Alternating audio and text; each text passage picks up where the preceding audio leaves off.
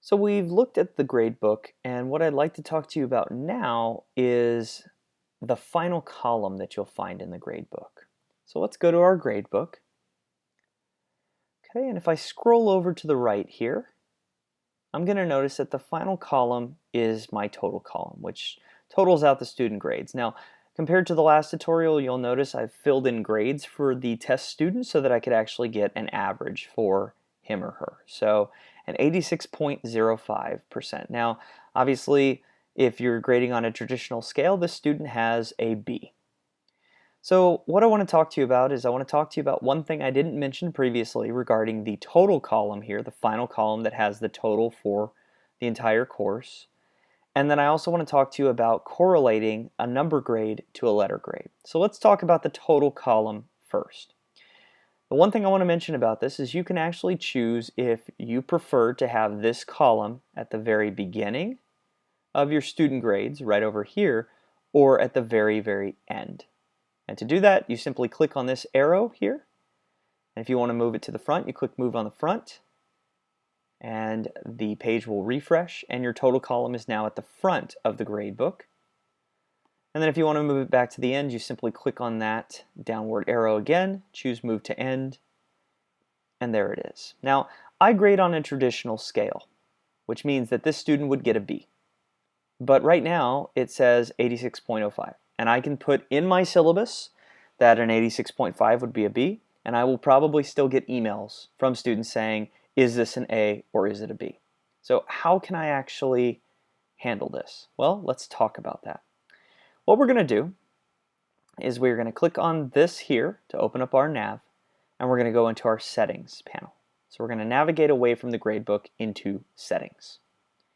In settings, we're going to scroll down right here to grading scheme, and I'm going to enable a course grading scheme. And then what I'm going to do is I'm going to click on Set Grading Scheme, and it's going to open up a window. Now, Canvas comes with a preloaded grading scheme. This grading scheme does not match mine at all. So what I'm going to do, I'm going to click on this little pencil in the upper right corner, and I'm going to edit it. I'm going to delete some of these. I only need enough for A, B, C, D, and F. There we go. Okay. So let me just change these. C, D, and F. Okay.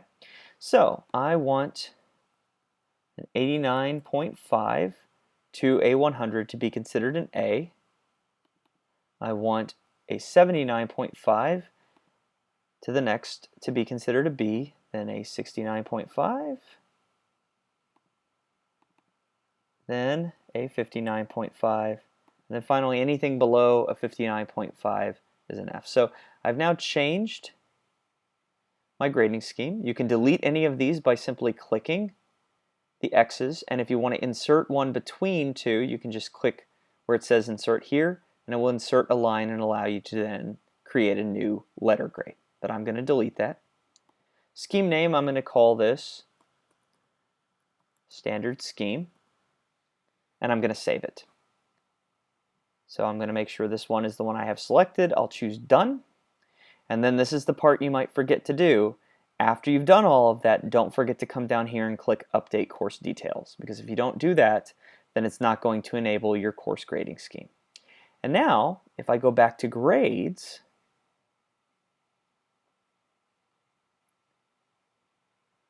when I scroll over to the right, I will find that the total column now not only has an 86.05%, but it also includes a B.